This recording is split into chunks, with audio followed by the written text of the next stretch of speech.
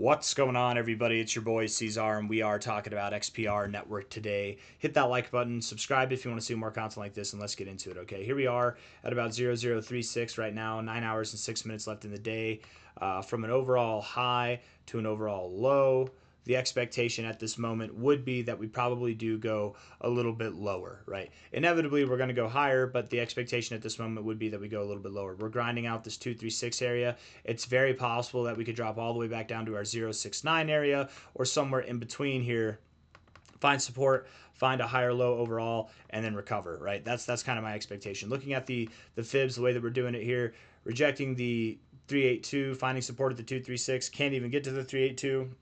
Now you're grinding out the 236. This very much does seem like you're going to go lower. That's just my opinion there. Looking at the 4-hour time frame, your 4-hour RSI is relatively bearish. Overall, it's actually not that bad. I mean, if you look at it, you're getting overbought. You're not really getting oversold, or when you do, it's lesser readings than when you're getting overbought. So it's kind of nice. But with this, you're living below the 40. You're getting continued reads below the 40. You're having a hard time getting above the 60. That's not a good look in itself, and it's kind of neutral looking now, but with a bearish tilt, right? Good times and not so good times. You're at least loading up for not good times. I think that here, if we look at this relative low to relative high fib, yeah, you're bouncing off the 382. Nice double bottom. I don't believe in triple bottoms. I think triple bottoms are just inevitable breakthroughs, right? We move up here, triple bottom.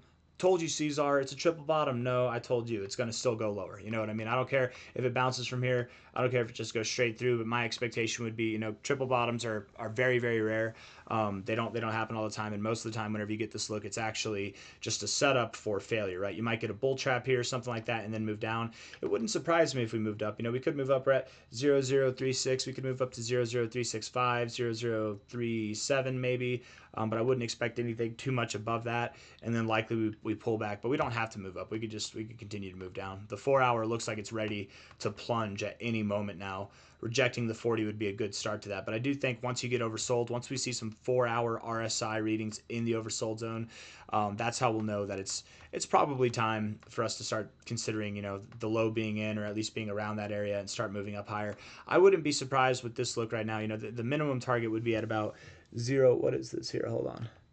The minimum target's at 00339.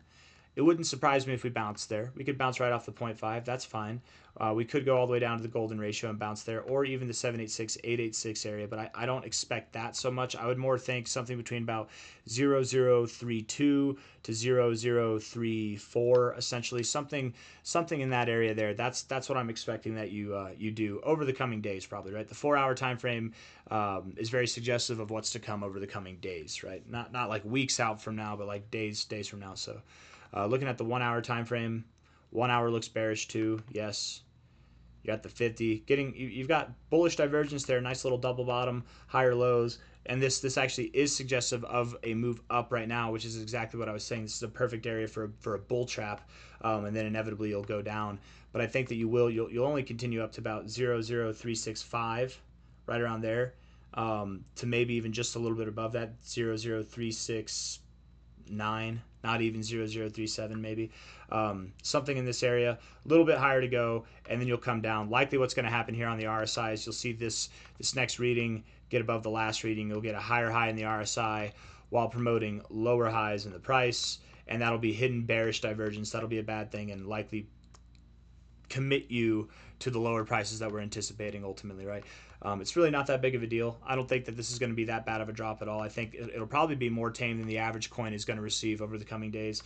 From here, we're talking about a 6% drop at a minimum, which is better than what my expectations are for Bitcoin. I think XPR is one of those coins. It's proven itself to be one of those coins that, can drop at a lesser pace than some things. And if it were to drop 10% or 12, 13%, something like that, that would make sense too, because that would drop a little bit faster than Bitcoin. You could drop lower. If Bitcoin's going to drop 8 to 9%, which is what my expectations are, maybe you drop 16% or more, but I don't think that that's what's in store for you. I think that you do bounce around 00322 to 00339, something in that area there.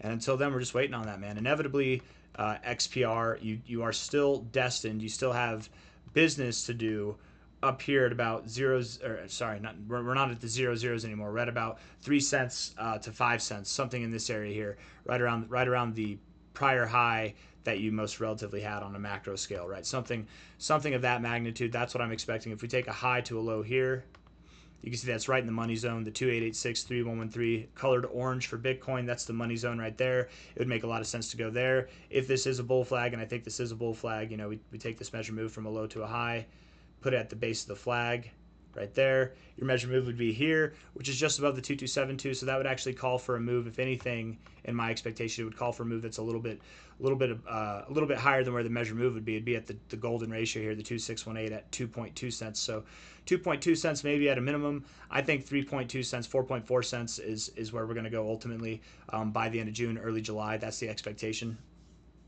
You might find some turbulence here. You might find a little bit of turbulence in this area, but ultimately working your way up there, right? Let's see. What else is there? Maybe there's this. Hold on. Let's see what we got on a low to high here, or high to low there. We'll delete this. Yeah, right there through 2618, 2272 area. Pretty common, and this is like the top of your secondary fib zone, so that makes sense that 4.5 cents could be the resistance point. 4.5 cents could be right there, if not something that is above 3 cents. That's my expectation there. So I got nothing else for you guys. Same old with a little bit of bearishness over the coming days, but other than that, I think the coming weeks are very bullish. The coming months are very bullish. We've got a lot of upside to go, and I got nothing else for you. So hit the like button, subscribe. Thank you all for being here. I'll see you on the next one. Take care. Bye.